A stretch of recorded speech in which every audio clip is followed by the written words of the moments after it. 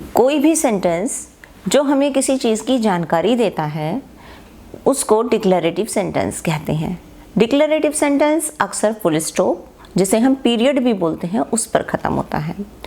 लेकिन declarative sentence की एक शर्त होती है, इसमें सब्जेक्ट यानी कर्ता के तुरंत बाद वर्ब का आना अनिवार्य है। वर्ब दो तरह की होती है, ऑक्सिलियरी वर्ब और मेन वर्ब।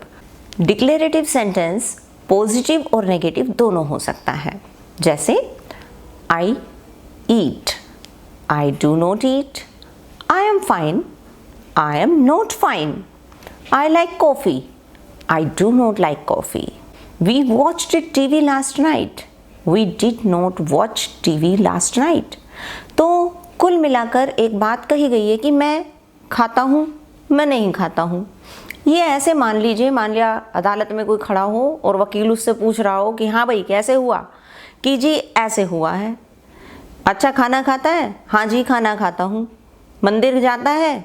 नहीं जी मंदिर नहीं जाता हूँ।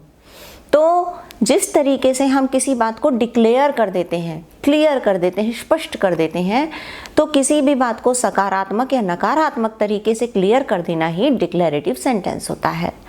डिक्लेरेटिव सेंटेंस मैंने अभी बताया था कि इसकी शर्त होती है कि कर्ता के तुरंत बाद क्रिया का आना अनिवार्य है। माना एक वाक्य है, राम खाना खाता है, तो राम तो कर्ता हो गया और कर क्या रहा है, वो खा रहा है। जो खा रहा है उसको बाद में बताना है। राम खाता है तो राम ईट्स। अब वो खाता क्या है आप कुछ भी लगा सकते हैं सेंटेंस को कंप्लीट करने के लिए, मैंगो, बनाना, चपातीज, एप्पल, एनीथिंग। यानी आप इस सेंटेंस को कंप्लीट कर सकते हैं after putting verb after the subject.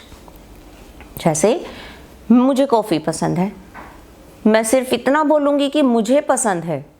क्या पसंद है वो प्रश्न आपको बाद में उठाकर वाक्य को कंप्लीट करना है। मुझे पसंद है, I like what? I like my children, I like my house, I like furniture, I like this and that, I like coffee, T, etcetera. जो आपको पसंद लगे तो आप लाइक के बाद उसका सेंटेंस कंप्लीट कर सकते हैं। शर्त यही है कि आप पहले वर्ब रखेंगे सब्जेक्ट के बाद, फिर उस वर्ब से आप प्रश्न करेंगे क्या या किसको। तो जब क्या और किसको आप रखेंगे तो आपको सेंटेंस कंप्लीट करने में इजी हो जाएगा। आप किसी भी तरह के डेली यूज़ के सेंटेंसेस उठा सकते हैं। मैं काम करता हूँ तो इसमें मैं करता हूँ क्या, काम बाद में आएगा, पहले आई डू, क्या करता हूँ, काम, तो आई डू दी वर्क। मैं गाना गाता हूँ तो पहले लिखेंगे मैं गाता हूँ। आई सिंग, क्या गाता हूँ, गाना बाद में लिखेंगे। मैं खाना बनाती हूँ तो पहले लिखेंगे आई कुक, क्या कुक करती हूँ, बाद में लिखा जाएगा। आप पुडिंग लिख सकते हैं, आप फूड लिख सकते हैं, आप केक लिख सकते हैं, पेस्ट्री, पेटीज, एनीथिंग। तो कुल मिलाकर जितना जो चीज़ हम कर रहे हैं, जिसने जो कार्य किया, तो करने वाला सबसे पहले, और जो काम उसने किया उसको उस करने वाले के तुरंत बाद, करने के बाद, लिखने के बाद फिर आप बताएंगे कि क्या किया है। तो शर्त होती है डिक्लेरेटिव सेंटेंस की, सबसे पहले करने वाला आता है, उसके बाद जो काम उसने किया वो आता है, फिर वो काम किस चीज़ पर किया गया है वो अंत में आता है। अब बच्चे अक्सर कंफ्यूज हो जाते हैं कि वर्ब, ठीक है ये तो पता चल गया हमें कि वर्ब हिंदी सेंटेंस के लास्ट में दी गई है, तो वर्ब को कैसे उठाएं? वर्ब की यहाँ तो है भी दिया हुआ है, इसकी इंग्लिश हम इज आर एम लगाएं। यहाँ तो था थी थे दिया हुआ है, इसकी इंग्लिश हम क्या लगाएं?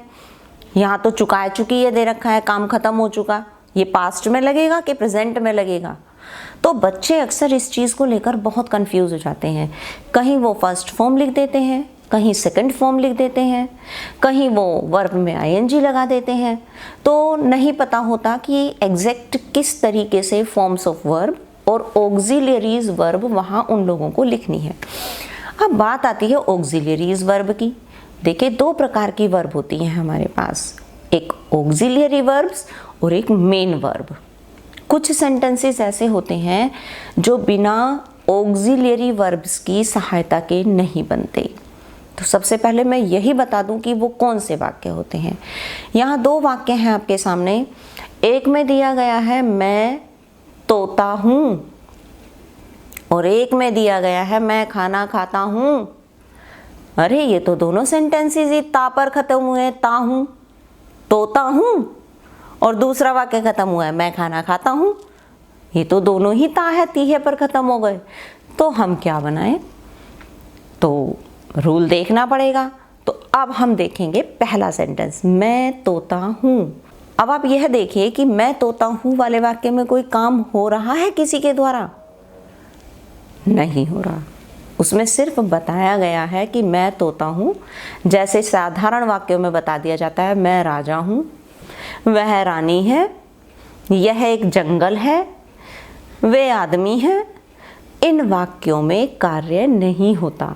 तो जिन वाक्यों में कार्य नहीं होता वो साधारणतया सहायक क्रिया की सहायता से बनते हैं, क्योंकि सहायक क्रिया जो होती है वो हमें टेंस का, काल का ज्ञान कराती है कि हम इस वाक्य को किस काल में बोल रहे हैं। ये प्रेजेंट टेंस है या पास्ट टेंस है या फ्यूचर टेंस है। तो प्रेजेंट, पास्ट और फ्यूचर के अनुसार ही हम लोगों को ऑक्सिलियरी वर्ब, जिन्हें हम हेल्पिंग वर्ब्स भी कहते हैं, वो हमें चुननी होती हैं। किन वाक्यों में? जिनमें क्रिया नहीं होती।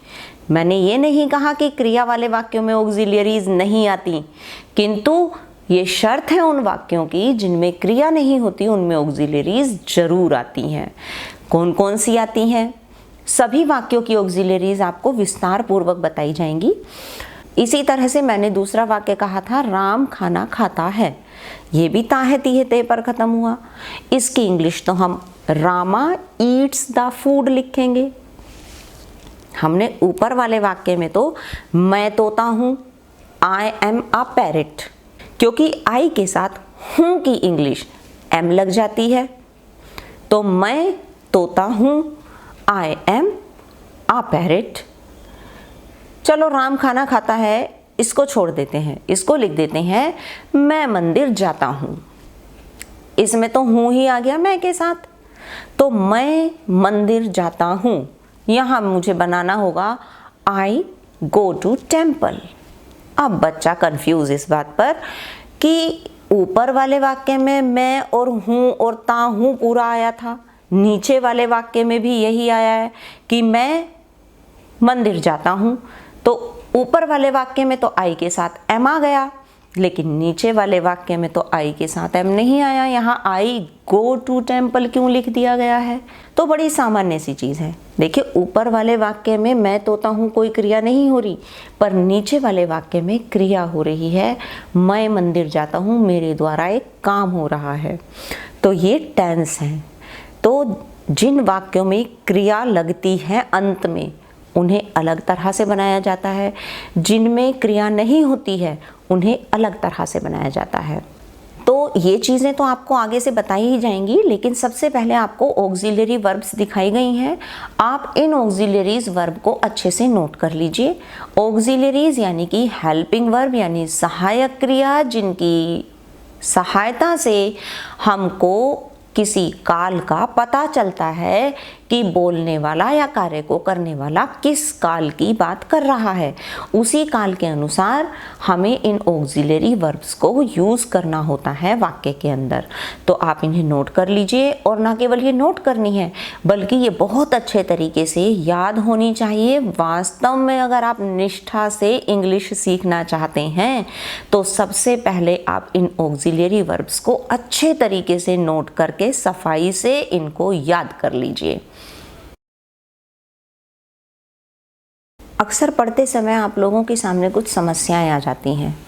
कभी कभी ऑक्सिलियरी वर्ब के साथ किसी एक कोमा, ऊपर कोमा, एक्चुअल में उसे ऊपर कोमा नहीं कहते हैं, उसे साइन ऑफ अपोस्ट्रोफे कहते हैं। तो ऊपर कोमा लगाकर कोई छोटा सा अक्षर जोड़ दिया जाता है, एम या वी ई या सिर्फ ऊपर कॉमा लगाकर डबल एल या केवल डी। आप ध्यान से देखिए, आपको दी गई हैं हेल्पिंग वर्ब्स। तो ऐसी हेल्पिंग वर्ब्स, ऐसी ऑक्सिलियरीज वर्ब, ये शॉर्ट फॉर्म्स ऑफ वर्ब या कॉन्ट्रैक्शंस ऑफ वर्ब्स, यानी ये छोटे रूप कहे जाते हैं वर्ब्स को। कई बार क्या होता है, हम हिंदी में संधि करते हैं ना, जैसे चरम उत्कर्ष, अलग अलग बोलने के बजाय हम सीधा बोल देंगे चरमोत्कर्ष। जैसे सूर्य उदय, तो हम एक ही साथ बोल देंगे सूर्योदय। तो जिस तरीके से हिंदी में हम संधि करते हैं, ठीक उसी तरीके से इंग्लिश करते समय भी हम कुछ हेल्पिंग वर्ब्स के साथ उनके साथ यूज होने वाले शब्दों को उन्हीं के साथ छोटा करके लिख देते हैं, जो short forms of helping verbs हो जाती हैं। ये दोनों तरह की मिलेंगी आपको, पॉजिटिव हेल्पिंग वर्ब्स भी मिलेंगी शॉर्ट फॉर्म में और नेगेटिव भी मिलेंगी। इनको याद करना जरूरी है। नेगेटिव फॉर्म्स ऑफ वर्ब्स जो हैं, उनके अंदर हेल्पिंग वर्ब पूरी लिखी जाती है, लेकिन उनके साथ जो नोट आता है, उस नोट का सिर्फ ओ ओमिट होता है। ओमिट यानी ओ को हटा दिया जाता है और उसके प्लेस पर कोमा लगा दिया जाता है। तो ये शॉर्ट फॉर्म ऑफ वर्ब है। आप कभी इंग्लिश सॉन्ग सुनने की कोशिश कीजिए, इंग्लिश सॉन्ग्स अगर आपको लिख कर दे दिए जाए तो आप उन्हें पढ़ लेंगे, लेकिन जब कोई गाना गाता है, पोएट्री में बोलता है, तो जल्दी से हम लोगों को समझ नहीं आते हैं। क्यों? क्योंकि वो एक शब्द के साथ दूसरे शब्द को मिला देते हैं और एकदम से पढ़ जाते हैं। तो इसी तरीके से इंग्लिश में जब आप पढ़ते हैं या लिखते हैं, कॉपी करते हैं किसी चीज़ को, तो आपको समझ तो आता नहीं, आप कॉपी तो कर देंगे, ऊपर कोमा लगा देंगे, डबल एल लिख देंगे, लेकिन आपको नहीं पता कि अगर दे के साथ ऊपर कोमा लगाकर डबल एल लिखा हुआ है तो इट इज़ कॉल्ड देल, मीन्स दे विल। इसी तरह से डी लिखा हुआ है तो उसकी दो फॉर्म्स दी हुई हैं, तो हेड के लिए डी यूज़ हो गया, एक वुड के लिए डी यूज़ हो गया।